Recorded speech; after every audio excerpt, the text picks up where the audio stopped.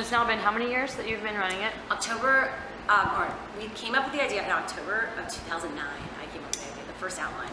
And then we launched it officially in May of 2011. And now it is how many employees? July of 2013. How many employees?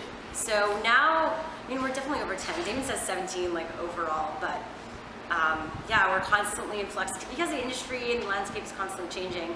You know, sometimes when we go live, we have more people, but we have, you know, a blogger on the East Coast. We have editors, camera people. It's a whole little production machine. But it's all on your shoulders. Because it's okay. We're just shooting. It's okay. No, I'm kidding. I don't talk to people. I do want to go a little bit into just the logistics of how you get through the day. Because I always say, like, if I were in your position, I would have a hernia, and that's absolutely true. There is no way I'd be able to handle what you do on a daily basis.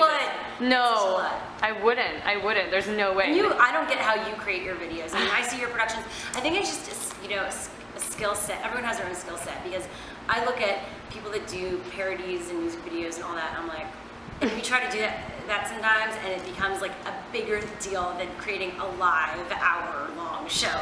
Like being live from Comic-Con for 2 days, there's just certain skills that are very innate. I don't know why I have this like live experiential production knowledge. It's awesome. Or like unscripted news magazine. Like, I can wrap my head around those formats, but I can't wrap my head. It's not even just about you creating these. Or comedy. By the way, you're very funny. It's not just about creating the live show though. It's like everything else, the booking of guests, the social media, the outreach, you're also constantly hosting for other things. You were just doing the Star Wars thing this weekend. Like your brand is attached to sort of being out there in the community and handling it all. So I suppose, like, how do you prioritize, and when do you know, and this is also advice for someone that may be in a similar sort of place, like when do you know to hand off the torch to someone else? Yeah, I mean, I don't like to micromanage. Like, I like ultimately to be able to give a task to someone and to say, I trust you. And I think there's been a big learning curve for me as not just talent, but as an entrepreneur, running a company. Like, I had never had employees and a team, and it's not as easy. Like, yeah, I've worked with people. Should I continue? Oh, you're good. I'm just focusing.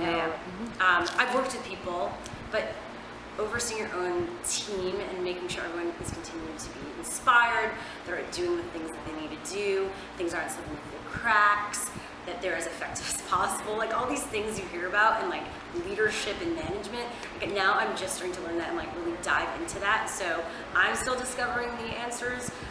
But yeah, you need to know when you start getting overwhelmed, you're not answering emails in a timely manner, your calls, people are just on top of you because you're not giving them answers and you know things are slipping through the cracks. That's when you say to yourself, you step out of yourself and say, I can't do everything. And that's okay.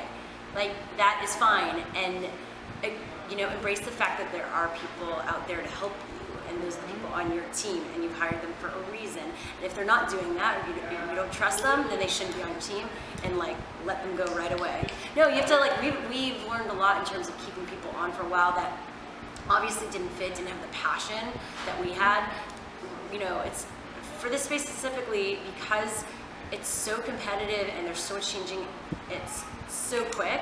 Like, you can't have someone in there that doesn't care, because there's some people that want to be there right now, and this is an exciting time that it's not a 9-to-5 thing.